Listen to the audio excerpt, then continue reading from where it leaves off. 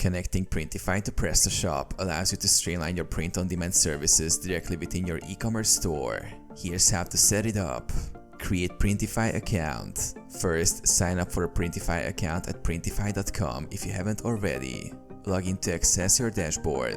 Install Printify app in PrestaShop. Go to the PrestaShop admin panel and navigate to Modules, Module Manager.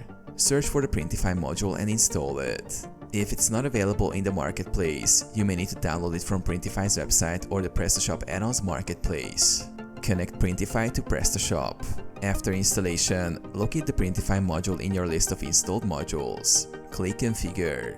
You'll be prompted to log into your Printify account. Authorize the connection by following the on-screen instructions. Sync products. Once connected, you can start designing products in Printify. After creating your designs, sync them with your PrestaShop store. Select the products you want to sell, and they will be imported into your PrestaShop catalog. Manage orders. When a customer places an order for a Printify product, it will automatically process through your Printify account, ensuring seamless order fulfillment.